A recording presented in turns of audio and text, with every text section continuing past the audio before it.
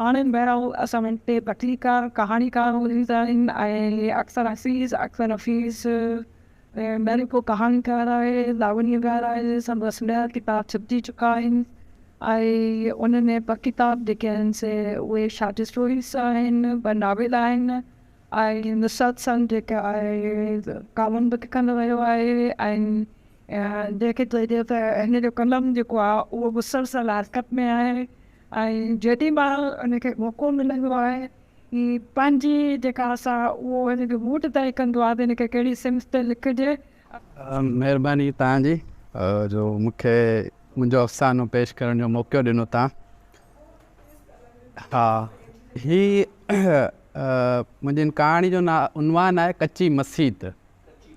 हा, ही मुंहिंजो किताब आहे 30 मिंट उन जी हिकिड़ी कहाणी आहे उहो आउं पेश करियां थो। मुंहिंजो ॻोठु जिते आबाद आहे उन जे उभरंदे ऐं ॾाखणे पासे गुलाबनि जा खेत आहिनि, जॾहिं त उत्तर वारे पासे अंबनि जा बाग़ आहिनि ऐं बाक़ी हिसो बि घणो साओ आहे जिते सावा चच खेत हर पासे नज़र ईंदा आहिनि। परियां खां जीअं माण्हू ॻोठ में घिड़ंदो आहे त ॼमूं जे वणनि जूं चोटियूं नज़र अचणु लॻंदियूं आहिनि। वहंदड़ शाख़ुनि ऐं पाणी जे वहिकरनि वारे इन ई ॻोठ में असीं सभु गुलाबनि जे गुलनि जो चूंडो कंदा आहियूं। होली, ॾियारी ऐं ईद जहिड़नि त्योहारनि ते ॻोठ जूं रौनकूं ई वधी वेंदियूं आहिनि। भले असां गुल चूंडींदड़ पोरियतनि जी ज़िंदगी गुलनि जहिड़ी सुहिणी कोन्हे, पर तंहिं हूंदे बि असीं सभई ॻोठाणा पंहिंजो पाण खे तमामु घणो आसूदो भायूं था, छो त न को हिते जहिड़ो आहे, न कॾहिं को मज़हबी तकरार थियो आहे, न ई कॾहिं कंहिंखे हिते इहो ॿुधायो वियो आहे त केरु हिंदू आहे केरु मुसलमान। मुंहिंजो नानो बि मूंसां गुलाबनि जी ॿनियुनि में सुबुह जो सवेर ई गुलनि जो चूंडो करणु हलंदो आहे। सियारे जी मुंद में अञा माख गुलनि ते पई वसंदी आहे ऐं गुलनि जूं पंखड़ियूं माख पुड़नि ते पयूं पवंदियूं आहिनि। सिज बि पंहिंजा किरणा अञा कोन कढंदो आहे त असीं चूंडे लाइ पहुची वेंदा आहियूं। उन वक़्तु तमामु घणो सीउ लॻंदो आहे। जॾहिं खेतनि जी आली ज़मीन ऐं बीठल पाणी में पेरु पवंदो आहे त सीकारा निकिरी वेंदा आहिनि, पर गुलनि जो चूंडो असांखे सिज उभरण खां अॻु में ई पूरो करणो हूंदो आहे। गुलनि खे पटींदे कई भेरा हथनि में कंडा बि लॻंदा आहिनि ऐं फट बि थी पवंदा आहिनि, पर कंडनि बिना गुल बि त कोन थींदा आहिनि। नाना जे हथनि खे ॾिसंदो आहियां त हुन जे हथनि जे तरियुनि खां वठी आङुरियुनि ताईं कंडनि जा ॾिनल एतिरा फट आहिनि जो उहे हाणे काराइटिजी विया आहिनि, जेके खेसि जवानी में चूंडो करण खां वठी हेसि ताईं मिलनि पिया। पर कंहिं बि पोरियत जा हथ नाज़ुक त थी नथा सघनि, पोइ असांजा हथ नाज़ुक कीअं हूंदा। असीं जीअं ॿनियुनि में लहंदा आहियूं त हर पासे गुलाबनि जे गुलनि जी उबकार हूंदी आहे। सवें टिड़ियल गुल भरी में विझी खेतनि में हलंदे हलंदे कॾहिं कपिड़ा कंडनि में फासंदा आहिनि त कॾहिं को कंडो बुत खे रेड़े छॾींदो आहे। भरी में पियल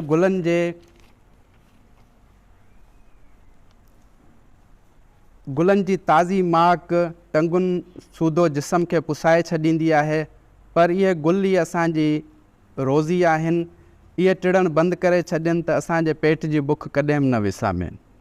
नाना ॻोठ जी कच्ची मसीत जो पेश इमाम पिणु आहे। मसीत छा आहे? बसि हिकु महिराब वारी कोठी ऐं कुझु अङण वारो हिसो जंहिंजे चौधारी नंढड़ी भित ॾियल आहे। अङण में पकियूं सिरूं ईअं बेतरतीब लॻल आहिनि ॼण के अङण में उछलाए मथां वज़न ॾेई छॾियो हुजे, जंहिंमें के दॿिजी वियूं त के अञा ताईं बि उभियूं आहिनि। विज़ू करण लाइ के ॿ टे मिटीअ जा करा रखियल आहिनि। मथे मसीत जी छित काननि जे पखनि जी ठहियलु आहे, जंहिं ते गारो थियलु आहे। छित में लॻल काठ वारी कुंड में झिरकियुनि जा आखेरा बि आहिनि। कॾहिं कॾहिं नाना सां मसीत वञणु थींदो आहे त आउं झिरकियुनि जी चूं चूं ॿुधंदो आहियां ऐं उहे हेॾां होॾां उॾामंदे नज़र ईंदियूं आहिनि। मसीत जे अङण वारी भित जे भरिसां ई हिकिड़ो मथे थलो ठहियलु आहे, जंहिं ते बि नाना बांग ॾींदो आहे। पर को निमाज़ी अचे थो या नथो अचे, नाना खे इन सां को फ़र्क़ु नथो पवे। हू बांग ॾेई जमायत जे वक़्तु निमाज़ पढ़णु लॻंदो आहे। को आयो त वाह वाह, न आयो त बि ख़ैरु आहे, ऐं हू निमाज़ पढ़ी वापसि हलियो वेंदो आहे। इहा वीरान मसीत मूं नंढे हूंदे खां ईअं ई ॾिठी आहे, माठ बिल्कुलु सुकून वारी। ईअं ई ॻोठ खां थोरो परियां हिकु मंदरु आहे जंहिंमें राधा कृष्ण जूं मूर्तियूं रखियलु आहिनि। ॻोठ जा हिंदू पंहिंजे त्योहारनि में ओॾां वेंदा आहिनि।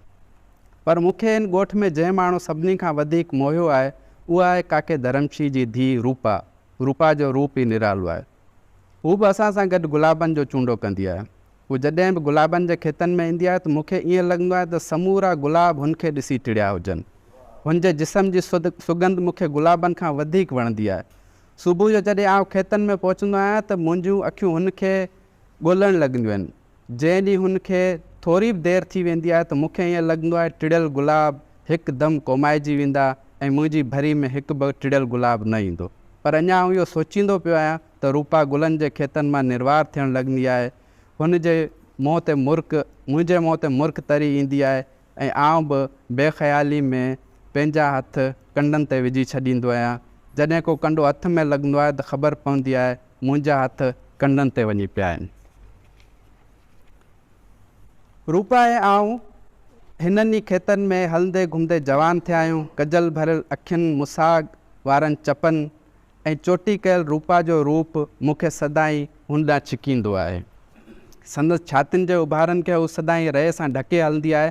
पर जॾहिं बि असीं अकेला हूंदा आहियूं त को बि परदो न आहे रहंदो। कॾहिं कॾहिं हू मंदरु वेंदी आहे त मुंहिंजे लाइ प्रसाद खणी ईंदी आहे। पर मूंखे तॾहिं तमामु घणो मज़ो ईंदो आहे जॾहिं होली वारे ॾींहं ते आउं हुनखे रंग में रंगे छॾींदो आहियां। उन सॼे ॻोठ में हर पासे रंग हूंदा आहिनि। हवा में रंग, पाणी में रंग, माण्हू जे कपिड़नि ऐं जिस्मनि ते रंग। रूपा होली जे रंगनि में रंग जी सफ़ा इंडलट थी वेंदी आहे। तॾहिं असांजे विच में रुॻो रंग ई ॻाल्हाईंदा आहिनि।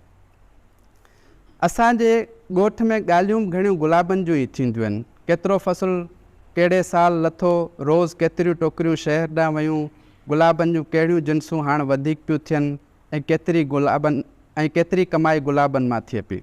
गुलाबनि जे खेतनि जी कमाई एतिरी त न आहे जो असीं अमीर थी सघूं, पर एतिरी ज़रूरु आहे जो असीं चङी मानी खाई सघूं था। नंढे हूंदे मूंखे नानी हिकु आदत विझी छॾी हुई। हू रोज़ु राति जो सुम्हण खां अॻु में मूंखे आखाणियूं ॿुधाईंदी हुई, जिन खे ॿुधंदे ॿुधंदे आउं सुम्ही पवंदो हुउसि। इहे कहाणियूं परियुनि, जादूगरनि, देवियुनि जूं आखाणियूं हुयूं, जिन जो तसवुरु ईंदे ई मुंहिंजा लिंग कांडारजी वेंदा हुआ। पर जवान थियण खां पोइ बि आउं अञा ताईं नानी खां कॾहिं कॾहिं आखाणी ॿुधण जो अंगल कंदो आहियां। नानी चवंदी आहे, अबा हाणे त जवान अची थियो आहीं तॾहिं बि। पर मुंहिंजो जवाबु इहो ई हूंदो आहे, नानी भले जवान हुजां पर तुंहिंजे लाइ कॾहिं बि वॾो कोन थींदुसि। इहा ॻाल्हि ॿुधी नानी जे मुख ते मुर्क तरी ईंदी आहे ऐं हू वरी का न का आखाणी ज़रूरु ॿुधाईंदा। हिकिड़ी नाना कम सां शहर वञिणो ऐं रूपा जो पीउ काको धर्मशीब सुबुह जो गुलनि जे चूंडे ते कोन आयो, उन रुॻो रूपा ई आई हुई। तॾहिं असां ॿिन्ही गुलनि जो चूंडो कुझु घटि कयो। आउं ऐं रूपा गुलनि जे खेतनि में कुंड झले वेही रहिया हुआसीं। उन ॾींहुं मुंहिंजे भाकुर में हुई। आउं घणी देरि ताईं हुनजे टिड़ियल छातियुनि सां खेॾंदो रहियसि। उन ॾींहुं हू नई मुखड़ी जीअं टिड़ी हुई। मुंहिंजे चपनि बि कंहिं भौर वांगुरु हुनजे चपनि जे गुलाबनि खे छुई वरितो। हिकु ॾींहुं नाना निमा शाम जो जॾहिं मस्जिद खां घरु मोटियो त हुन मुंहिंजे बाबा सां अची हिकु ॻाल्हि कई। सलीम पुटु, हिकु ॻाल्हि करणी आहे तोसां। आहे त सॼे ॻोठ जी, पर मूं सोचियो त पहिरीं तोखे ॿुधायां। नाना चयो। आउं संदसि भर जले वेठल। अॼु मस्जिद में निमाज़ पढ़ाइणु लॻसि त के ओपरा माण्हू मस्जिद में ॾिठमि। हुआ त परदेसी ऐं निमाज़ में बि मूंसां जमायत कयाऊं। पर जॾहिं निमाज़ पूरी थी त चाहियूं त उहे तबलीग ते निकिता आहिनि। हिन ॻोठ में अलाह जे नाले ते तबलीग करणु चाहिनि था। काका पोइ तो छा चयो? मुंहिंजे बाबा पुछियो। मूं त इहो ई चयो, बिस्मिल्लाह, मस्जिद आबाद थिए ऐं भले केर बि करे। जेकॾहिं उहे अची कंदा त भले कनि। हुई बि मुसाफ़िर आहिनि, पाण वटि त ॻोठ में का वॾी जमायत थिए कोन थी। नाने वराणियो। इहो त ठीकु आहे काका, पर धारिया माण्हू आहिनि। असांजे ॻोठ में सभु पंहिंजा पाण में आहियूं। हिते कंहिंमें बि को फ़र्क़ु कोन्हे। मस्जिद उन्हनि जे हवाले थी वई त पोइ तुंहिंजी इमामत बि हली वेंदी। बाबा कुझु ॻणती में चयो। आउं बि हाणे पोड़ो झूर थी वियो आहियां। हुई बि इन ई मस्जिद में मूंखां सवाइ हाणे झिरकियूं ई हूंदियूं आहिनि। ॿियो मिड़ई ईद बरात ते मस्जिद में माण्हू गॾु थींदा आहिनि। हुननि इहो बि चयो पिए त मस्जिद खे पको कराए ॾींदा ऐं उनखे वधीक कुशादो बि कंदा। वरी बि ॻोठाणनि सां सलाह कजे, उन्हनि जी जेका सलाह वेंदी पाण ईअं ई कंदासीं। बाबा जवाबु ॾिनो। नेठि नानू इन ॻाल्हि ते राज़ी थी वियो। ॿिए ॾींहुं सभिनी ॻोठाणनि सलाह कई ऐं फ़ैसिलो जेको ॻोठाणनि जो हूंदो उहो ई क़बूलु कयो वेंदो। ॿियो ॾींहुं बि थियो। ॻोठाणनि पाण में सलाह कई। सभिनी जे साम्हूं पहिराइती ॻाल्हि रखी वई पोइ ॻोठाणनि कुझु देरि लाइ पाण में सुसपुस कई, के कंध धुणींदा रहिया त के वरी माठ करे ॾिसंदा रहिया। ऐं नाने खे चयूं, रब ॾिना जेकॾहिं तोखे चङा माण्हू लॻनि था त भले मस्जिद उन्हनि जे हवाले करे छॾ। पर चाचो दिलशाद इन जे हक़ में कोन हो। कची मस्जिद उन्हनि माण्हुनि जे हवाले थी वञे जेके असांजे ॻोठ जा न आहिनि। हुन जो चवणु हो त असीं हिन ॻोठ जा वाली आहियूं, हिते सभु कुझु असांजो आहे, हर माण्हू जो ॾुख बि असांजो आहे त असांजो सुख बि हर माण्हू जो आहे। इहा कची मस्जिद जेका सॼे ॻोठ जी अकेली मस्जिद आहे, इहा बि असांजी आहे, इन करे उनजी वारसी बि ॻोठाणनि जे हवाले हुजणु घुरिजे। पर हुनजी ॻाल्हि ते कंहिं बि कन कोन धरिया ऐं मस्जिद उन्हनि माण्हुनि जे हवाले थी वई जिन खे इहा बि ख़बर न हुई त इहा मस्जिद ख़ुदा जो घरु हुजण सां गॾोगॾु उन्हनि झिरकियुनि जो बि अझो आहे जेके सालुनि खां उते आबाद आहिनि। जेकॾहिं इहा मस्जिद डही वई ऐं उन जी जाइ ते नई मस्जिद ठही त पोइ इहे झिरकियूं केॾांहुं वेंदियूं, जिन जो को मज़हब न आहे, जेके मंदर ते आखेरो अॾीनि थियूं त मस्जिद जे गुंबज़ ते बि आखेरो ठाहिण में देरि न कंदियूं आहिनि। कुझु वक़्त खां पोइ मस्जिद जे थल्ले तां नाना जी बांग जो आवाज़ु गुम थी वियो। हिकु ओपरो आवाज़ु बांग जी सूरत में असांजे कननि ताईं पवंदो हो। नाना वरी बि मस्जिद निमाज़ पढ़णु वेंदो रहियो, पर नाना जा निमाज़ी मटिजी विया। हिकु ॾींहुं मूं हुननि खे ॾिठो, 7-8 ॼणा ॻोठ वारी होटल ते चांहि पीअण लाइ निकिता हुआ ऐं तबलीग करे रहिया हुआ। हुननि जी वॾियुनि वॾियुनि कारियुनि ऐं घाटियुनि ॾाढ़ियुनि ऐं वेशी अखियुनि खे ॾिसी मूंखे आखाणियुनि जा उहे राकास ऐं बिरड़ बाकास यादि अचणु लॻा जेके नानी मूंखे आखाणियुनि में ॿुधाईंदी हुई। आउं हुननि सां अखियूं न पिए मिलाए सघियसि। ईअं पियो लॻो इहे उहे न हुआ जेके नज़र अची रहिया हुआ, पर के ॿिया हुआ। कुझु ई महीननि में नई मस्जिद जो कमु शुरू थी वियो। पुराणी मस्जिद झुरी पई, फर्श जूं सिरूं उखड़ी वियूं, झिरकियुनि जो आखेरो कखपन थी वियो। झिरकियूं ख़बर न आहे त कहिड़े पार उॾामी हलियूं वियूं हुयूं ऐं मस्जिद जो कमु तेज़ी सां हलंदो रहियो। हाणे मस्जिद घणी कुशादी थी वई ऐं वॾी बि थी रही हुई। इन लाइ संगमरमर जूं सिरूं अचणु लॻियूं। मुंहिंजो नानो भित जे थल्ले ते चढ़ी बांग ॾींदो, पर हाणे मस्जिद जे गुंबज़ ते लाउड लॻी विया हुआ जेके मशीन ते हलणु लॻा। बांग जो आवाज़ु ॻोठ ते छा पर परे परे ताईं ॿुधण में ईंदो। ईअं समूरी मस्जिद आबाद थी वई। परे परे खां अलाए कहिड़ा कहिड़ा खुताबी उते पढ़ण लाइ अचणु लॻा। आउं जॾहिं मस्जिद जे भर मां गुज़रंदो हुउसि त कई खुताबी वॾे आवाज़ सां कंध धूणे क़ुर पढ़ंदे नज़र ईंदा हुआ। मस्जिद जे मथे हिसे ते मदरसो जुड़ी वियो हो जिते खुताबी रहंदा हुआ। इहे सॼे ॻोठ में हर वक़्तु तबलीग पिया कंदा हुआ। जुमे निमाज़ वारे ख़ुतबे में मौलवी कई ॻाल्हियूं करे आख़िरत जे अज़ाब खां ॾिजारींदो हो ऐं जहाद करण ते ज़ोर भरींदो। हिकु ॾींहुं हुननि असांखे चयो त असीं गुलाबनि जा फसल न पोखियूं, इहे जिन्सी बुख वधाइनि था। पर असांजो गुज़ारो ई गुलाबनि जे फसल ते हो। ॻोठ जे केतिरनि ई नौजवाननि खे हुननि जहाद जो लालच ॾेई ॻोठ खां परे मोकिले छॾियो हो। पोइ ख़बर पवंदी त इहे जहाद कंदे शहीद थी विया आहिनि। पर ॻोठ लाइ ॾुखी घड़ी तॾहिं हुई जॾहिं काके वीरजी जो पुटु रामजी मुसलमान थियो। पोइ असां सां गॾु ई वॾो थियो, पर मौलवियुनि जे प्रचार रंग लाथो ऐं हू बि जन्नत माणण लाइ मस्जिद हवाले थियो।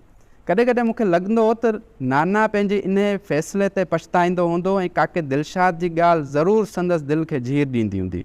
जॾहिं हुन ॻोठाणनि जे इन फ़ैसिले खे थुॾे पंहिंजी ॻाल्हि रखी हुई, पर हाणे घणी देरि थी वई। रूपा गुल चूंडणु ईंदी हुई त हुन जे चहिरे ते मूंखे हिकु डपु नज़र ईंदो। ईअं लॻंदो हुनजो चहिरो ॿुसो ॿुसो आहे। हिकिड़ी जॾहिं असीं गुलाबनि जे खेतनि में वेठा हुआसीं, अञा सिज कनी कान कढी हुई, हर पासे माठार हुई, माख गुलनि जी पंखड़ियुनि खे धोई रही हुई ऐं गाह ते माख फुड़ा झरकी रहिया हुआ। हू मुंहिंजे भाकुर में हुई। उन महिल मूं हुनखां पुछो, रूपा छा थियो आहे? तुंहिंजे मुंहं जी रौनक ई गुम थींदी पई वञे। हू कुझु देरि लाइ माठ रही ऐं पोइ ॻाल्हाई, तूं ॾिसी नथो हाणे पंहिंजो ॻोठु कीअं थी वियो आहे? केतिरा धारा माण्हू हिते अची विया आहिनि। मस्जिद छा पकी थी, सॼो ॻोठु ई मटिजी वियो आहे। असां त कॾहिं मस्जिद खे लेखे में ई कोन आंदो। मूंखे लॻंदो आहे त हाणे ॻोठाणनि लाइ आउं बि ओपरी ई थी वई आहियां। जेके छोकिरा गुलनि जो चूंडो कंदा हुआ, उहे हाणे मूंखे ईअं ॾिसंदा आहिनि ॼण कचो खाई वेंदा। रूपा जी अखियुनि में डपु लही आयो ऐं मूं हुनखे पाण न छिके भाकुर में अञा ज़ोर सां भिकोड़े वरितो। तूं डिॼी छो थी? आउं आहियां न तोसां।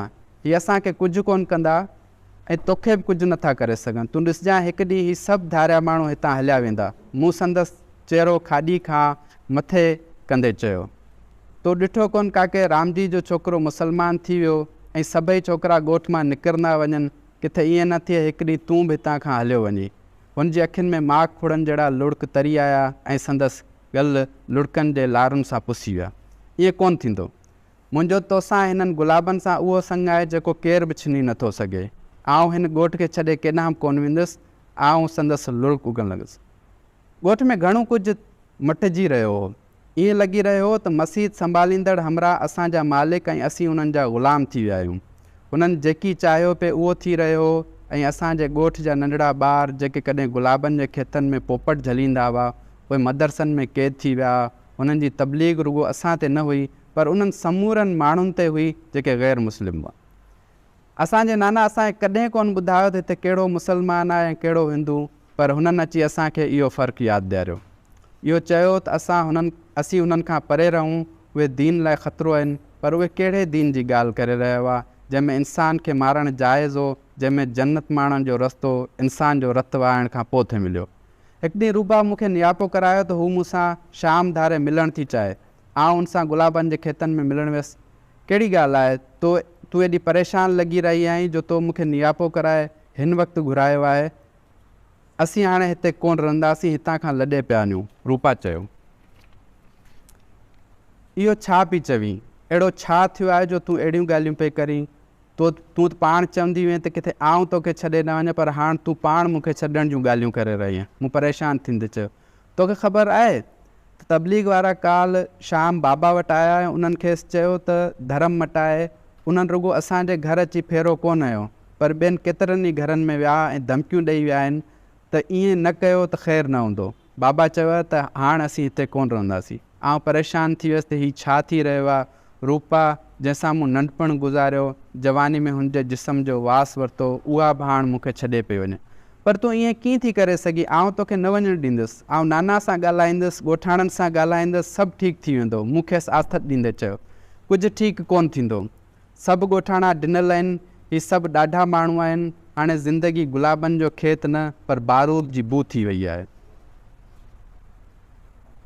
तूं हिननि सां नथो विड़ी सघीं। रूपा मायूसी हुनजी अखियुनि में निराशाई खे मूं ॾिसी वरितो।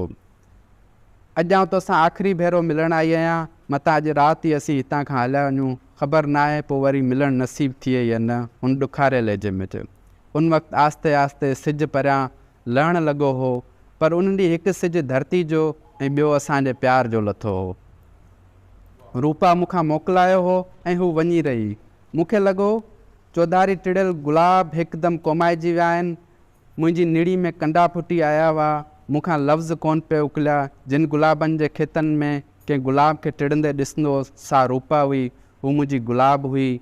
हू मुंहिंजो गुलाब हुई जेका खेतनि मां ठहियो, पर ॻोठ मां ई वञी रही हुई। खेसि ॿाहुनि खां झलियमि ऐं संदसि अखियुनि में निहारणु लॻसि, जिन में मुंहिंजे लाइ अथाह प्यारु हो।